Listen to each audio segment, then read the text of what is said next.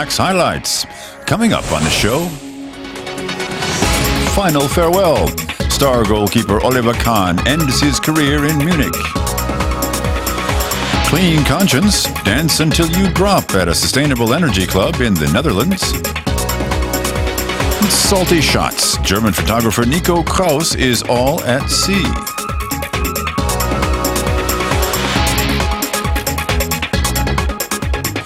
Euromaxx highlights. And here's your host, Karin Helmstedt. Greetings from the German capital and welcome to our highlights edition. And we're starting off in the British capital, where a 26-year-old who calls himself Slinkachu is attracting lots of attention. Now that's partly because people often trip over him whilst he's busy shooting his own brand of street art, and partly because his photographs are selling like hotcakes. Well, they're also being featured in a brand new exhibition at London's Koch Gallery. So we went to see what they're all about. Tiny hand-painted artworks, installations in the midst of the big city.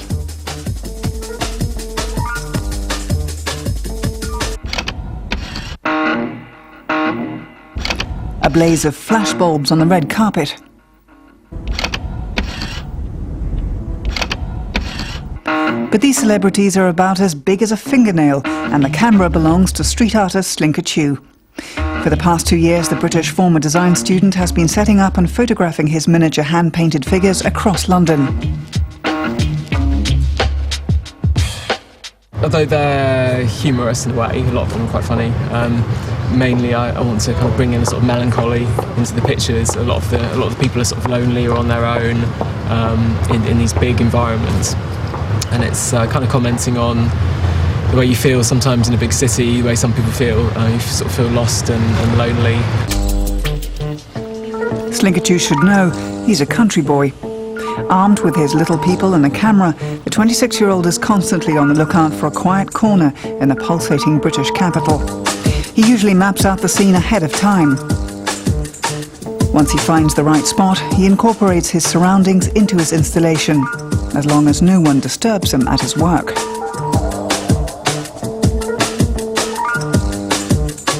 I've been approached by firemen a few times who think that because I'm lying on the ground, from the distance it looks like I've collapsed. So I do have people come up to me. I had a policeman stop me before because he thought I was sniffing glue because I was huddled down in the corner.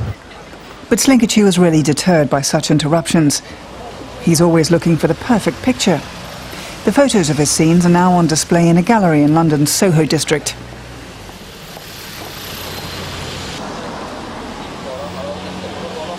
He's a real fly, but dead, unfortunately.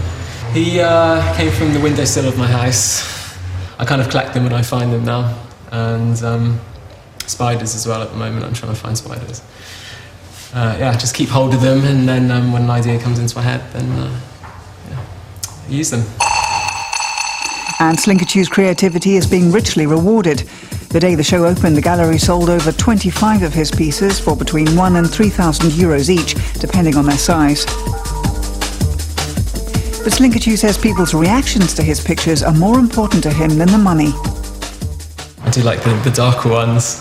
Putting the little people in peril is kind of fun.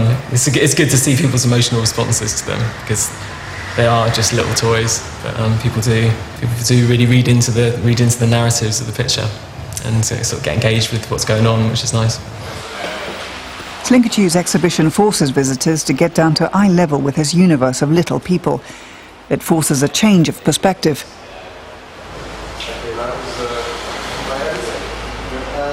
I saw it in the newspaper yesterday, and what grabbed me was the photography of showing both the long shot and then the specific detail close up.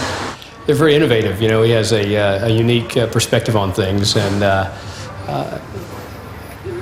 I've never seen anyone deal with miniatures in quite this way. That picture there catches me quite intrigued by it, actually. Yeah, I like it. I like the whole idea of it. A snapshot of a moment in a miniature world, captured in street artist Slinkachu's photographs. But only for a moment, because street art is short-lived. Well, from little people to a man who for many years now has been larger than life. Oliver Kahn, aka the Titan or King Kahn, was goalkeeper for Bayern Munich and Germany's national soccer team. He's perhaps best remembered internationally for leading Germany to the final at the 2002 World Cup, where he displayed almost superhuman reaction times.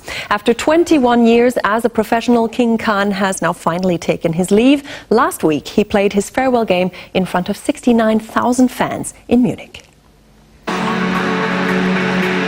One final time, a gladiator steps out into the arena.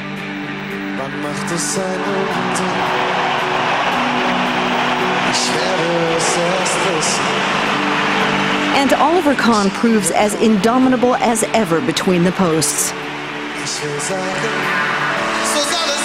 His fans celebrate non-stop.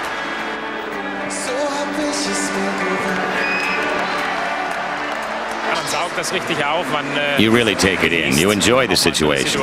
Pressure's always been a big part of my career. And today, that feeling's not there. I'm just happy to be able to play here once more and to enjoy the atmosphere with the fans. Of course, it's not easy when you haven't touched a ball for 3 months. He did extra pre-match training with goalkeeping legend Sepp Maier, his absolute hero and mentor. Their working relationship goes back to the early 1990s. After seeing him train today, I have to say it's a shame he's quitting. Age is not an issue. He's as fit as ever. The 1-1 draw between Bayern Munich and the German national team saw Kahn caught out just once, courtesy of an own goal. But this game wasn't about the final score.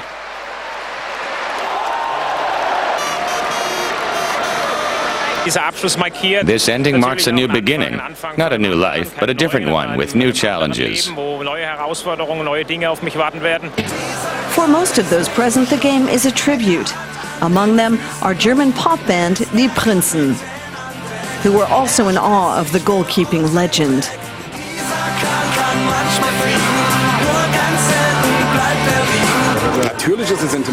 There's sentimentality about one of the last real giants saying goodbye. I don't know where the heroes of the next generation will come from. He'll certainly be missed. His determination, his commitment, his skills. What can you wish him now? That he can achieve the things he sets out to do. He's one of those people who has a polarizing effect, both positive and negative. As an athlete, he got people's attention, and that's what makes him special. In the 75th minute, Oliver Kahn is substituted. And his lap of honor around the stadium is accompanied by the British singer Paul Potts.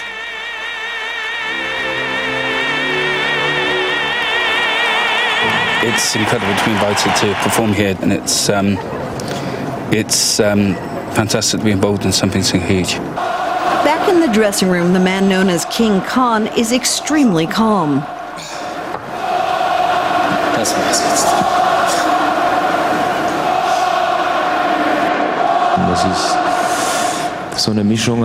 There are a lot of emotions. You want to cry, but there's still this great happiness. And it's straight off to a red carpet welcome. Oliver Kahn hasn't yet had the time to come to terms with the evening's events.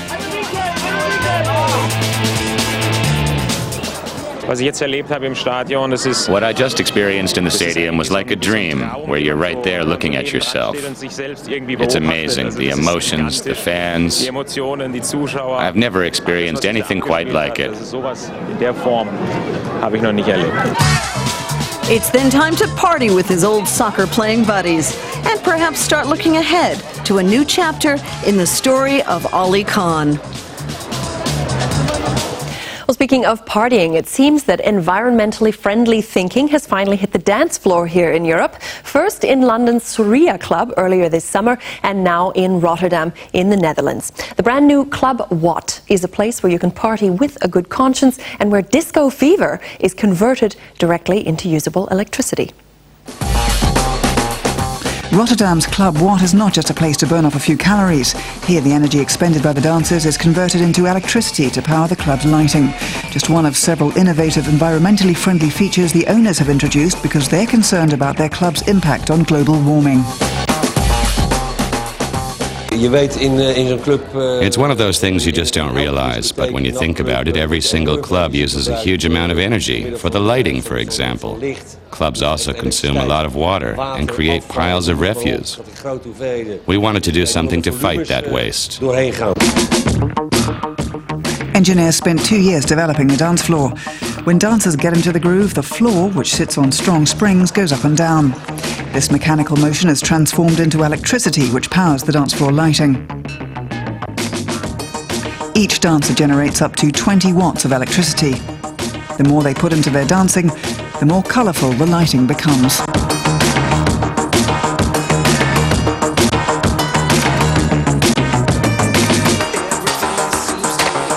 This is the first time we can test it in a club with real music, real DJs, real dancing people. And it's of course best if the dance floor is full the whole night. So you have to have a good DJ. And we've seen that slow dancing, lounging doesn't do it. But hardstyle or hardcore or jump style or techno, that's really energetic music. And you see that generates the most electricity.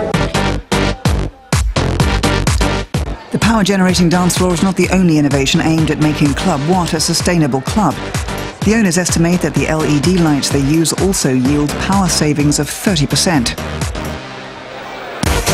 At the bar, wine is served from vats, not bottles, and drinks come in recyclable plastic cups to cut down on refuse. The toilets are flushed with rainwater, and there are no paper towels. As a result, the amount of waste has been cut in half. I think this club can help people become more aware and help you change your own behavior. Of course, it's entirely up to you whether you then follow the example in your own life. There's much more that needs to be done than just this club, but it contributes to spreading awareness, and it's a great initiative. We all know, like when we go to a festival and it's the day that you break down your tent and you leave and you see all the junk that's left behind.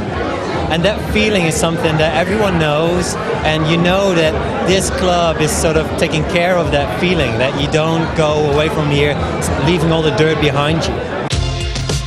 Another club with a similar philosophy opened 2 months ago in London. Club 4 Climate also has a power-generating dance floor and other features aimed at keeping waste and power consumption low.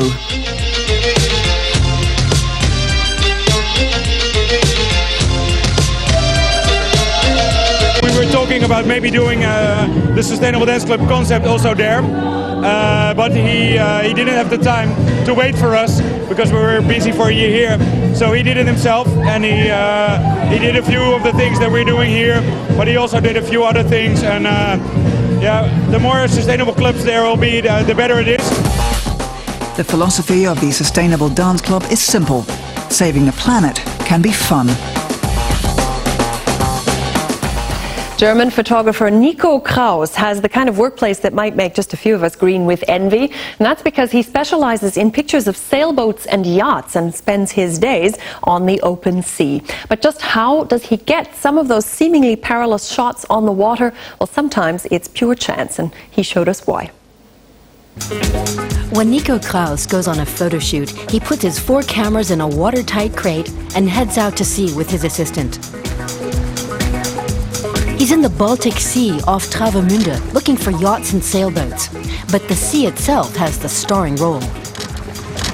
Segelboote alleine sind natürlich auch schon spannend, aber interessant ist das Medium of the... Sailboats alone are interesting too, of course, but I'm also fascinated by the medium they move on, the water. That's what fascinates me most. It's an important element, because it's always changing, so visually it's very exciting. It has so many nuances. Due to the waves, we have constantly changing structures and colors, depending on the sunlight reflecting on the water. I find that interesting. Nico Kraus's photos show life at sea and the people who like to harness the wind and the waves. His images aren't just about sailboats, but the power of wind and water.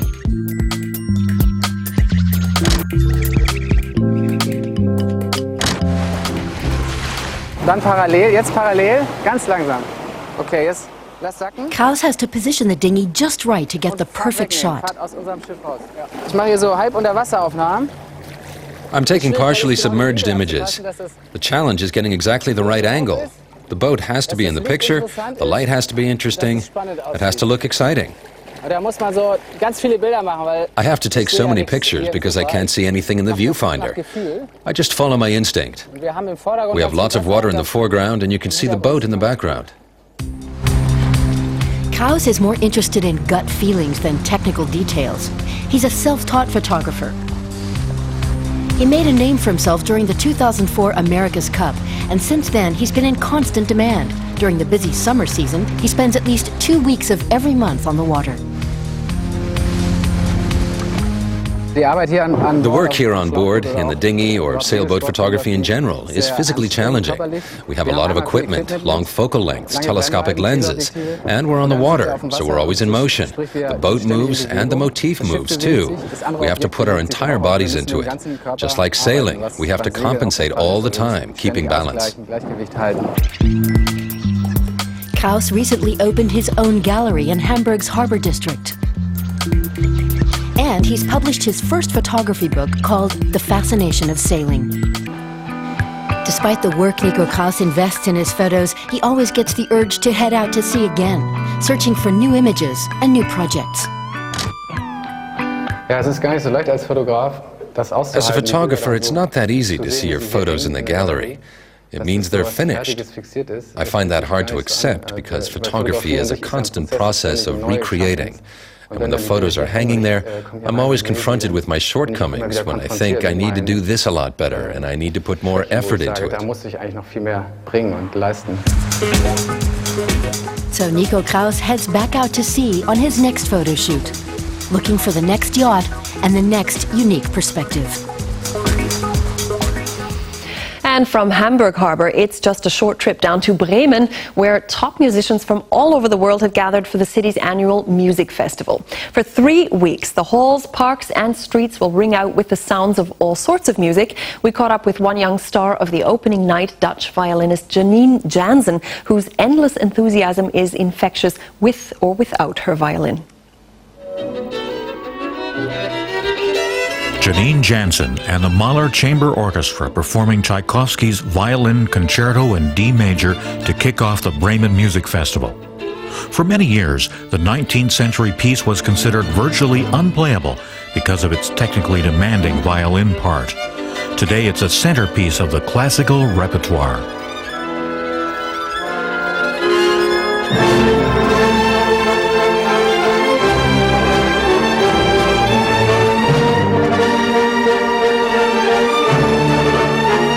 Next to this incredible fire and energy that there is going on, there's also some of the most lyrical moments, and also these lyrical moments especially, they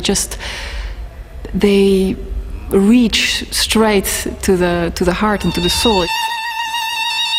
The dress rehearsal took place 1 day earlier. Jansen plays some 120 concerts each year with orchestras from around the globe. But the Mahler Chamber Orchestra is more than just a musical collaboration. Since their first joint project last summer, they've started spending their free time together as well.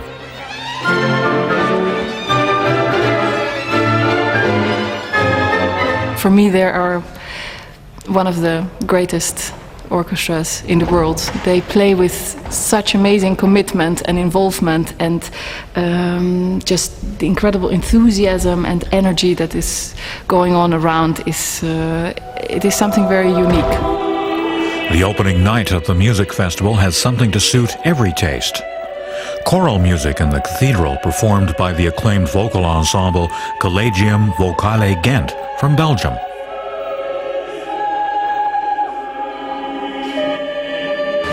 To jazz in the garden of the District Court building performed by the Orchestre National de Jazz, a French national institution.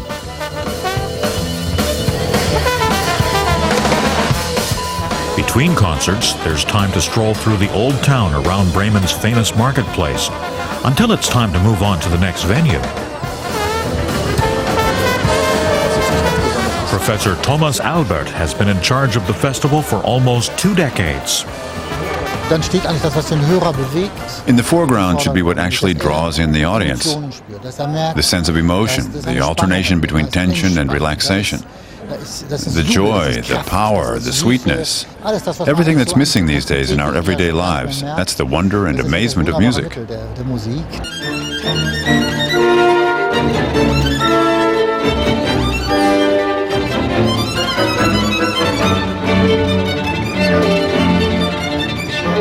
Music is emotion and energy also. It's life, and it's I don't know. One should be spontaneous in making music and just let it speak. Also, be natural, but with complete conviction.